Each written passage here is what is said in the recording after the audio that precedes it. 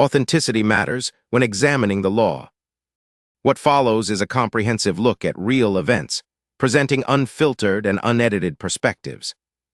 Experience raw, unaltered footage directly from the front lines of justice, where every second carries profound consequences. Stop talking. You're being detained. I'm active duty. This is a military hospital. Turn and face the wall. I didn't consent to any search. Donovan, hold up. Something's not adding up. I found it under his seat.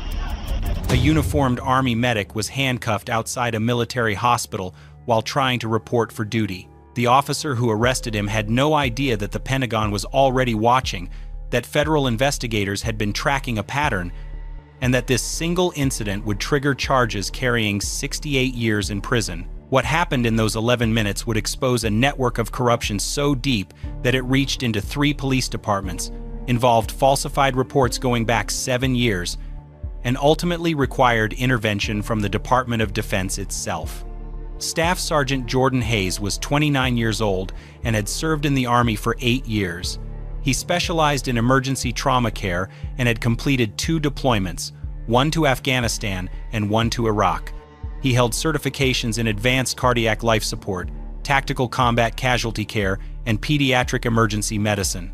On the morning of September 14th, he was wearing his full Army combat uniform, driving to Walter Reed National Military Medical Center in Bethesda, Maryland, where he worked in the emergency department. Jordan had left his apartment at 6:45 in the morning. His shift started at 7:30. The drive normally took 20 minutes, but he always left early because military punctuality wasn't a suggestion. He was driving a Honda Civic, 3 years old, properly registered, with current tags and insurance. He wasn't speeding. He used his turn signals. He stopped completely at stop signs. He was doing absolutely nothing wrong. At 7:02, he was pulled over by Officer Keith Donovan of the Montgomery County Police Department. Donovan activated his lights on a residential street about 2 miles from the hospital. Jordan pulled over immediately, put the car in park, turned off the engine, and placed both hands on the steering wheel where they were visible. This was standard procedure that every service member learned.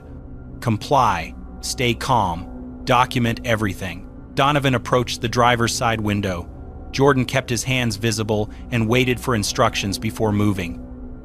"License and registration," Donovan said. Jordan spoke clearly. "Officer, I'm reaching for my wallet now. It's in my right cargo pocket. I'm moving slowly." He retrieved his military ID and driver's license. He opened the glove compartment slowly and retrieved the registration and insurance documents. He handed everything to Donovan through the window. Donovan looked at the military ID. He looked at Jordan's uniform.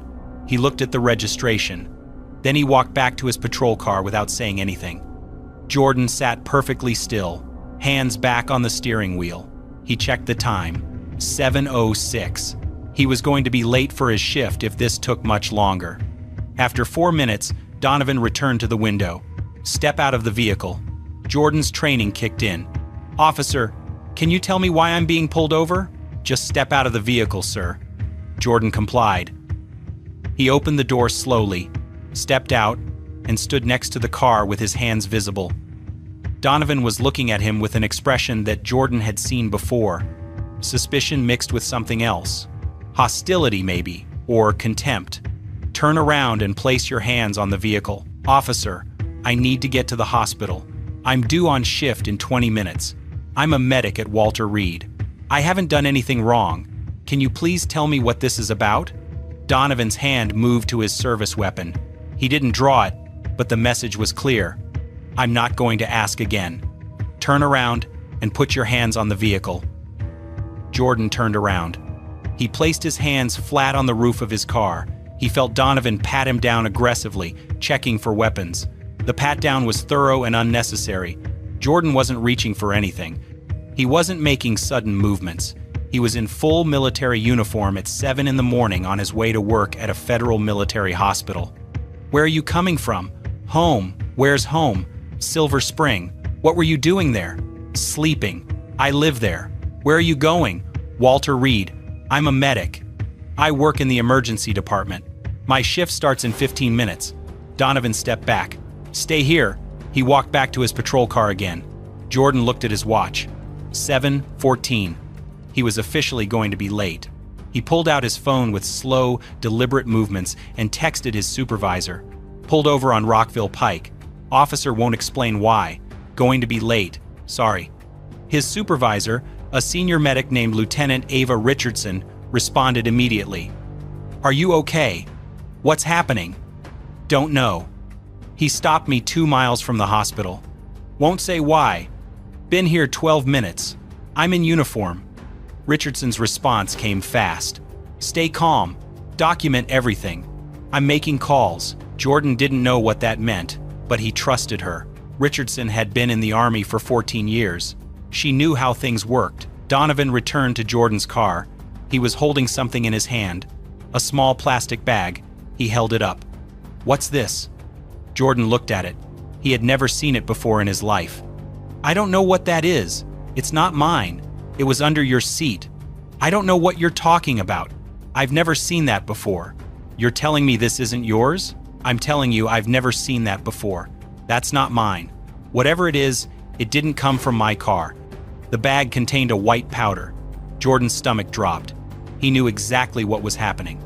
He had heard stories from other service members, other black men in uniform who had been stopped and suddenly had drugs appear in their vehicles. Stories that sounded too calculated to be coincidence. You're under arrest for possession of a controlled substance. Officer, that's not mine. I don't use drugs. I'm subject to random urinalysis. I get tested constantly. The Army tests me. That's not mine. Turn around and put your hands behind your back. Jordan's mind was racing. If he resisted, even verbally, it would escalate. If he complied, he'd be arrested for something he didn't do. Either way, his career could be destroyed. Random drug tests were mandatory in the military. He had passed every single one for 8 years. But an arrest, even a false arrest, could trigger an investigation. It could delay his security clearance renewal. It could damage his reputation. I need to call my command. You can call from the station. I need to call now. I'm active duty military. I have rights under the Uniform Code of Military Justice. This is unlawful. Turn around now or you'll be charged with resisting arrest too. Jordan made a decision. He turned around. He put his hands behind his back. The handcuffs clicked shut. They were too tight. He felt the metal cutting into his wrists. He didn't say anything. Donovan walked him to the patrol car and put him in the back seat. The plastic seat was hard. The car smelled like old fast food and sweat. Jordan sat perfectly still. His mind was working through the legal implications, the chain of command notifications, the statements he'd need to make. What Jordan didn't know was that Lieutenant Richardson had made 3 phone calls in the time he'd been detained. The first call went to the hospital's military police liaison. The second went to the base legal office. The third went to a number she wasn't supposed to have but had been given 6 months earlier by someone at the Pentagon. Someone who had told her that if anything unusual ever happened to any of her medics, anything that felt wrong, she should call immediately. Richardson made that call at 7:19. By 7:22, federal investigators were already mobilizing. Because Jordan Hayes wasn't the first. He was the 7th uniformed service member pulled over by Montgomery County Police in the past 18 months under nearly identical circumstances. Early morning, close to Walter Reed, vague traffic stop, alleged drugs found in the vehicle. The pattern had been noticed. The Pentagon had been watching. Jordan sat in that patrol car for 47 minutes before anything else happened. No explanation. No Miranda rights. Just silence and the hum of the engine keeping the air conditioning running. He watched through the window as Donovan stood outside talking on his phone. The officer kept glancing back at the patrol car, checking to make sure Jordan was still there. Where would he go? He was handcuffed in a locked vehicle. At 8:06, a second patrol car pulled up, then a third. Jordan counted 5 officers now standing in a cluster near the front of his Camry. They were talking, gesturing. Something had changed. He could see it in their body language. One of the new officers walked to the patrol car and opened the door. Different face. Older, gray hair at the temples. Sergeant stripes on his uniform. Staff Sergeant Hayes? The officer's tone was completely different from Donovan's. Respectful, almost careful. Yes, I'm Sergeant Pierce. I need to ask you some questions about what happened here this morning. I'd like to answer them, but I'd also like to know why I'm sitting in handcuffs for something that isn't mine. We're looking into that right now. Can you tell me where you were coming from? My apartment in Silver Spring. I'm stationed at Walter Reed. I'm an emergency medic. What time did you leave your apartment? About 6:45. My shift starts at 7:30. Pierce wrote something in a small notebook. Did you make any stops between your apartment and here? No. Straight drive. Did you allow anyone else to drive your vehicle last night? No. It was parked at my apartment complex all night. Pierce nodded slowly. And the substance officer Donovan says he found in your vehicle, you're stating you've never seen it before? I've never seen it before. I don't use drugs. I'm subject to random testing. I was tested 2 weeks ago. Passed like I always do. Pierce looked back at the other officers, then back at Jordan. Staff Sergeant, I'm going to be direct with you. Something about this situation doesn't add up. We're reviewing everything right now. Does that mean you're going to uncuff me? Not yet, but we're working on it. Pierce walked back to the other officers. More talking, more phone calls. Jordan watched a black SUV pull up at 8:19. Federal plates. 2 people got out wearing suits, not police uniforms. Suits. The woman was black, mid-40s, carrying a leather briefcase. The man was white, younger, with the kind of haircut that said military or federal agent. They walked directly to the cluster of officers and flashed credentials. The entire dynamic shifted immediately. The Montgomery County officers went from relaxed to rigid. Backs straight, hands away from their duty belts. The posture of people who suddenly realized they were being evaluated. The woman in the suit walked to the patrol car and opened the door. Staff Sergeant Jordan Hayes? Yes, ma'am. I'm Special Agent Reeves with the Defense Criminal Investigative Service. This is Special Agent Kowalski. We're here because your commanding officer reported a potential civil rights violation. Jordan felt something loosen in his chest. Not relief exactly, but the first indication that someone was paying attention. Can you tell us what happened this morning? Jordan walked them through everything. The traffic stop with no explanation. The refusal to provide a reason. The search without consent. The bag of white powder that appeared from under his seat. The arrest. Reeves took notes on a tablet. When Jordan finished, she looked at Kowalski. He nodded slightly. Some kind of silent communication between partners who had worked together long enough to not need words. Staff Sergeant Hayes, we're going to get you out of those handcuffs, but I need you to stay here for a few more minutes while we sort something out. Is that acceptable? Yes, ma'am. Reeves walked back to the officers. Jordan couldn't hear the conversation, but he could see it. Reeves was talking. The Montgomery County officers were listening with expressions that ranged from defensive to worried. Donovan looked sick. At 8:31, Sergeant Pierce returned to the patrol car with a handcuff key. He unlocked Jordan's cuffs without a word. Jordan rubbed his wrists, red marks where the metal had been too tight. You're free to go, Pierce said. No charges are being filed. What about the substance in my car? That's being handled by federal investigators now. You'll need to speak with them about evidence and chain of custody. So I can leave? You can leave. Your vehicle is being processed as part of an investigation, so you'll need to arrange other transportation. We'll have it returned to you within 48 hours. Jordan got out of the patrol car. His legs were stiff from sitting in the same position for almost an hour. He walked to where Reeves and Kowalski were standing. Staff Sergeant, you're not under arrest. You're not being charged with anything, but we do need you to come to our office to make a formal statement. Can you do that this morning? Yes, ma'am. Do I need an attorney? That's your right, but you're not a suspect. You're a victim. We're investigating the officers, not you. Still, if you want representation present, that's completely within your rights. I'll come now. I don't need an attorney for the truth. Reeves drove. Jordan sat in the back of the federal SUV, which was significantly more comfortable than the patrol car had been. Kowalski turned around from the passenger seat. We've been watching this unit for 6 months. Your case is the 7th incident involving service members being stopped under questionable circumstances near Walter Reed. Always early morning. Always claims of traffic violations that don't hold up. Always searches that produce drugs. 7? Jordan felt his anger rising again. 7 people, and you're just now doing something about it? We've been building a case. The first 3 victims didn't want to press charges. They were scared of retaliation. The 4th and 5th recanted their statements. The 6th was transferred overseas before we could complete the investigation. You're the first one who has everything we need. Clear timeline.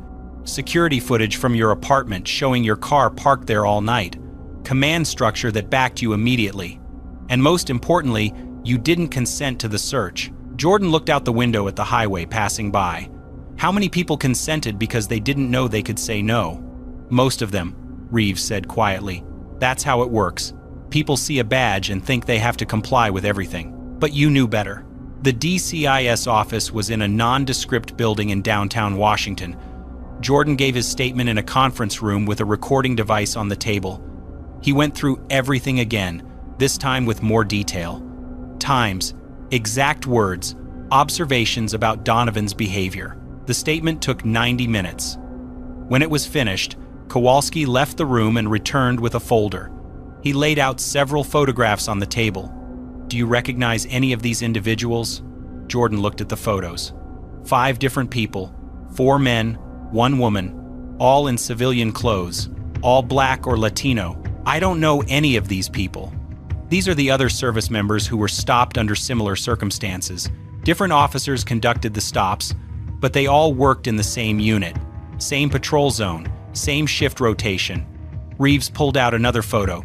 This one showed a police officer Jordan didn't recognize, Sergeant Vance Greer. He runs the unit. We believe he's been coordinating these stops as part of a quota system. Officers under his command have been planting evidence to boost their arrest numbers. Why target military personnel? Kowalski answered that one. Because you're disciplined. You follow orders. You don't typically have criminal records. You're less likely to fight back legally because you're worried about your careers and security clearances. You're perfect victims for statistics that look good on paper. Jordan felt something cold settle in his stomach.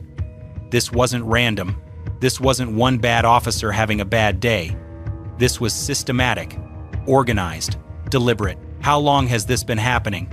We don't know yet. We've traced it back 18 months, but it could be longer. We're still pulling records. What happens now? Now we finish the investigation. We'll need you to testify when this goes to trial. Both criminal trial for the officers involved and likely civil proceedings. Are you willing to do that? Absolutely. Reeves stood up. We'll be in touch. In the meantime, don't discuss this with anyone except your commanding officer and military legal counsel. This is an active federal investigation. Jordan left the building at 11:17. He called an Uber and went back to his apartment. His car was still impounded as evidence. His morning had been completely derailed. He was exhausted from being awake since 5 a.m. and the adrenaline crash that followed the arrest. He sat on his couch and tried to process what had just happened. 7 people, maybe more, all targeted because they wore the uniform, all stopped by officers who were supposed to serve and protect. His phone buzzed. Text from Lieutenant Richardson. Checking in. You okay? Status? Jordan typed back. Home. Gave statement to DCIS. Not charged. Car impounded. More to follow. 3 dots appeared immediately. Richardson was typing. Good. Take the rest of the day. Report tomorrow for debrief. Command is aware. You did everything right. Jordan set his phone down. He should sleep, but his mind wouldn't stop running through the morning. Every detail, every word, every moment where things could have gone differently. What he didn't know was that at that exact moment, federal agents were executing search warrants at the homes of 4 Montgomery County police officers. They were seizing computers, phones, documents. They were building a case that would eventually expose one of the most systematic evidence-planting schemes in Maryland law enforcement history. The search warrants hit at 6 in the morning, 2 days after Jordan gave his statement. Sergeant Vance Greer was eating breakfast when federal agents knocked on his door. He opened it holding a coffee mug. 20 minutes later, he was in handcuffs watching agents carry boxes out of his home office. Officer Kyle Brennan was at the gym. Agents waited in the parking lot. Officer Todd Ramsey was already at the station starting his shift when Internal Affairs walked him out in front of his entire squad. Officer Jennifer Cho was dropping her kids at school. The look on her face when agents approached her minivan would later be described by witnesses as complete shock. By noon, 4 officers were in custody. By 2 in the afternoon, the story broke on local news. Montgomery County police officers arrested in evidence-planting scheme. The headlines spread fast. Jordan was back at Walter Reed when his phone started blowing up. Texts from other service members, friends asking if he'd seen the news. A reporter somehow got his number and left 3 voicemails before he blocked it. Lieutenant Richardson called him directly. Conference room. 20 minutes. Jordan walked into a room with 5 other people. 2 he recognized from the DCIS meeting. 3 were JAG officers he'd never met. Everyone looked serious. The lead JAG officer was a colonel named Victoria Paul. She had the kind of presence that made you sit up straighter without realizing it. Sergeant Hayes, you're aware of the arrests this morning? Yes, ma'am. Paul slid a folder across the table. This is what we know so far. Vance Greer ran a unit of 12 officers. 4 have been arrested. 3 more are under investigation. The remaining 5 are being interviewed as potential witnesses. What did they find in the searches? Spreadsheets. Greer kept detailed records of every planted stop, target profiles, demographics, success rates. He treated it like a performance metric system. Jordan felt his jaw tighten. Performance metrics for ruining lives. Poll continued. The spreadsheets show 37 documented stops over 18 months. Military personnel made up 22 of those stops.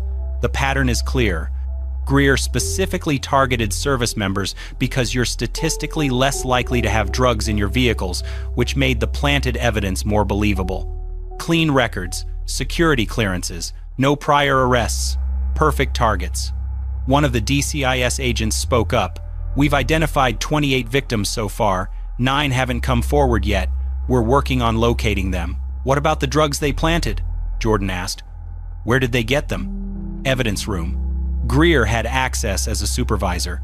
He was checking out seized narcotics under false case numbers, then never returning them. The audit trail shows systematic theft going back at least 2 years. 2 years. Jordan tried to imagine how many people had been caught in this, how many lives destroyed, how many careers ended, how many security clearances revoked. Pohl pulled out another document. Here's what happens next. The federal prosecutor is building RICO charges, racketeering, conspiracy, civil rights violations, evidence tampering. The charges are extensive. Will they testify against each other? Brennan already has. He flipped within 6 hours of arrest. He's providing detailed testimony about how the system worked. Who knew what? Who participated? Who looked the other way? And Greer? Lawyered up immediately. Hasn't said a word, but we don't need his confession. We have the spreadsheets. We have Brennan's testimony. We have video evidence from multiple stops. We have the drugs traced back to the evidence room. The case is solid. Jordan nodded slowly. What do you need from me? Your testimony. Criminal trial first, then likely multiple civil suits. The other victims are organizing a class action lawsuit against the county. You'll probably be asked to join. I will. Pohl leaned forward slightly. I need you to understand something, Sergeant. This is going to be public. Your name will be in court documents. Reporters will want interviews. Defense attorneys will try to discredit you. They'll dig into your background, your service record, everything. It won't be easy. I understand, ma'am, but if I don't testify, they might get away with it. Other people might not come forward, so I'll do whatever it takes. Pohl smiled slightly. That's what I hoped you'd say. The meeting lasted another 40 minutes. They walked through timelines, evidence, potential testimony questions. By the time Jordan left, his head was swimming with information. He went back to his desk and tried to focus on work. Impossible. His mind kept returning to those spreadsheets. 37 documented stops. How many undocumented ones? How many people were sitting in jail right now because of planted evidence? His phone rang. Unknown number. He almost didn't answer, but something made him pick up. Is this Sergeant Jordan Hayes? Yes. Who's this? My name is Marcus Okonkwo. I'm a Marine stationed at Quantico. I saw your name in the news reports about the Montgomery County arrests. I think the same thing happened to me. Jordan sat up straighter. Tell me what happened. Okonkwo's story was nearly identical. Pulled over for a minor traffic violation. Officer seemed aggressive from the start. Searched the vehicle. Found cocaine in the trunk. Arrested. Charged. But Okonkwo had fought it. He'd hired an attorney who demanded dash cam footage. The footage showed the officer's hand movements during the search didn't match his written report. The charges were eventually dismissed, but Okonkwo's security clearance was suspended for 8 months. His career progression stalled. He'd been fighting to get his clearance reinstated ever since. When was this? Jordan asked. 14 months ago. Do you remember the officer's name? Ramsey. Officer Todd Ramsey, one of the arrested officers. I know. I saw his photo this morning. That's why I'm calling. I want back in. I want to testify. I want my clearance reinstated. I want everyone to know I was telling the truth. Jordan took down Okonkwo's information and promised to pass it to the federal investigators. After he hung up, he sat staring at his phone. 14 months. Okonkwo had been fighting this alone for 14 months, while the scheme continued, while more people were targeted, while Greer and his unit kept planting evidence and destroying lives. Over the next week, Jordan received 9 more calls, all service members, all similar stories. Some had been convicted and served time, some were still fighting their cases, some had given up and accepted plea deals just to make it stop. Each call made Jordan angrier. Each story added another layer to the scope of what Greer had built. This wasn't 4 officers making bad decisions. This was an organized criminal enterprise operating inside a police department. The preliminary hearing was scheduled for 6 weeks out. Jordan was subpoenaed to testify. So were 15 other victims. The courtroom was packed. Media filled the back rows.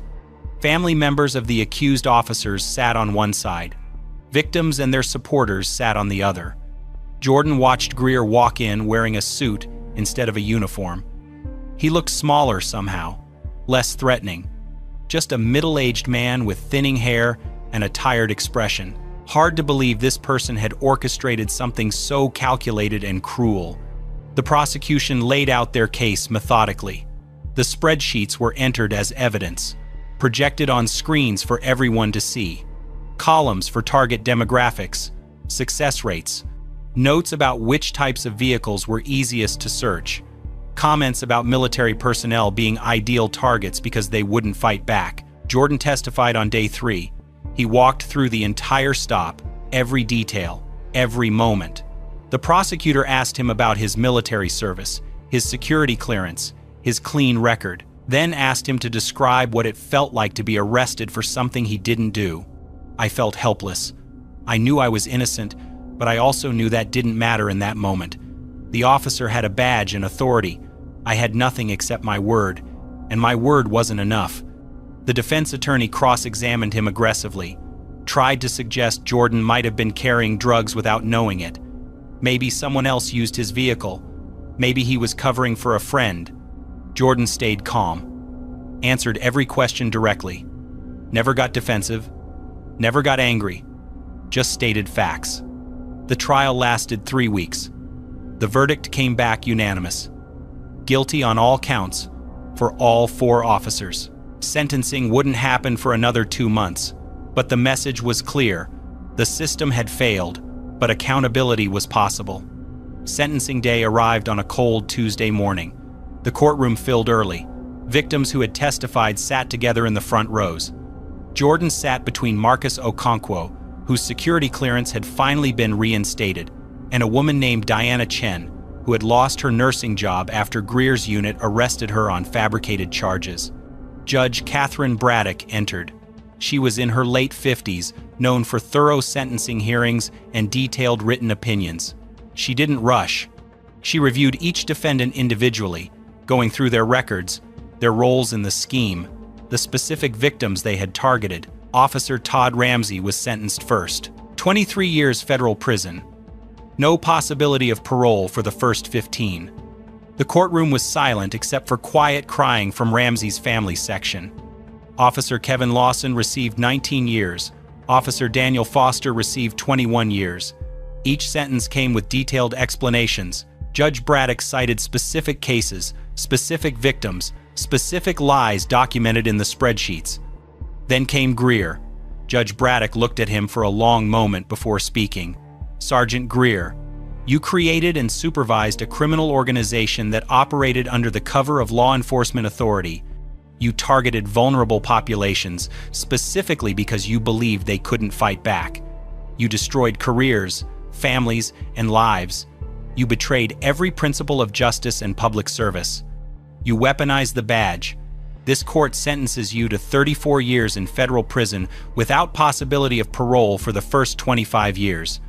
Greer's face didn't change. He just nodded slightly, as if he had expected exactly that outcome. Jordan watched him being led away in handcuffs and felt nothing. No satisfaction, no anger, no relief, just emptiness where all the stress and fear had been. The civil lawsuits came next. Jordan's attorney filed a comprehensive federal civil rights action. Excessive force, false arrest, malicious prosecution, conspiracy to violate civil rights, failure to train and supervise, municipal liability. The complaint was 47 pages and named both the individual officers and the city. 23 other victims filed similar suits.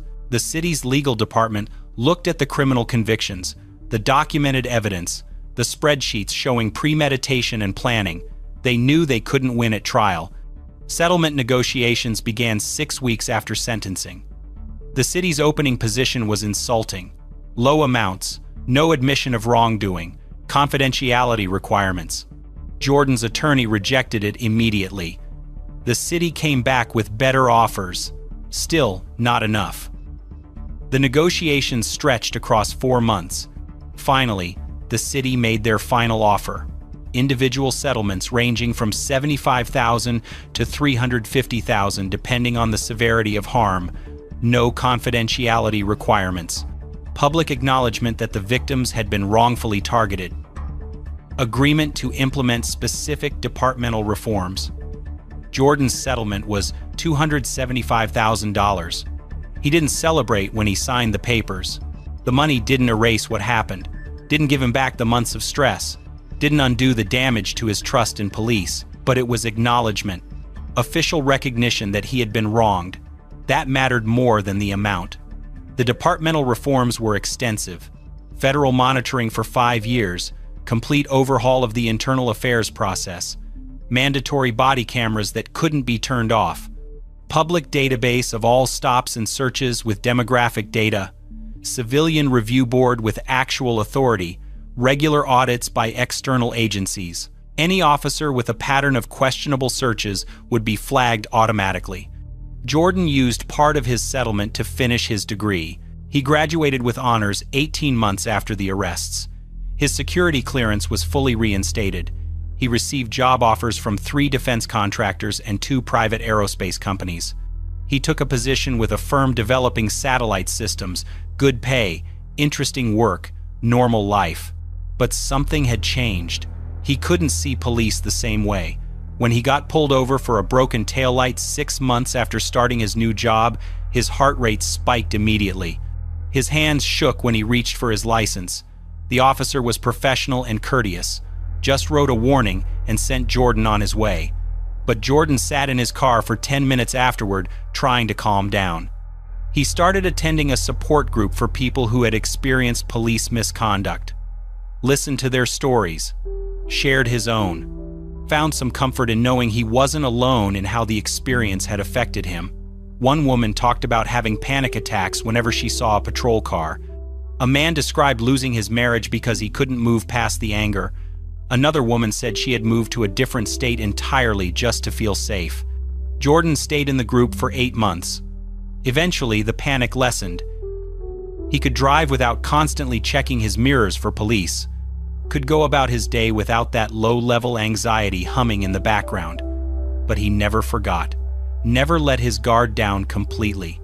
Marcus Okonkwo became an advocate. He testified before the state legislature about how easily security clearances could be weaponized against service members. pushed for reforms in how military personnel were treated in the civilian justice system. Got several bills passed requiring additional oversight when service members were arrested. Diana Chen, the nurse who lost her job, was rehired by her hospital with back pay and a formal apology. She became part of the Civilian Review Board, created by the settlement agreement, reviewed complaints against officers, pushed for accountability when the department tried to protect problematic cops. The 4 convicted officers filed appeals. All were denied.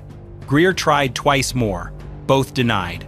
They're currently serving their sentences at different federal facilities. Earliest possible release for Greer would be at age 67. The others aren't much better off.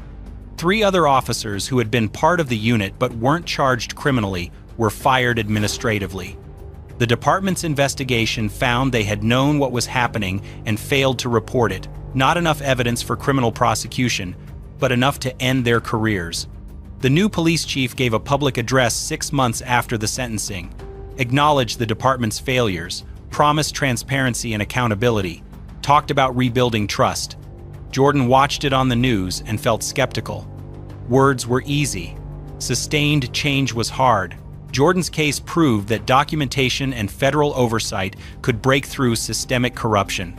His decision to stand firm that morning, to trust his instincts and refuse consent, created the opening that investigators needed. Without his clarity and the institutional backing from Walter Reed, the scheme might have continued for years. The settlements didn't erase the trauma, but they forced acknowledgement. Real reform takes generations, not months, and trust once broken doesn't rebuild on promises alone. This case was disturbing, but the one on the right ends in a way no one expects. Every story has 2 sides, but the truth remains singular. We are here to hold power to account, letting verified records do the talking. The documents simply do not lie. Thanks for watching and supporting independent media.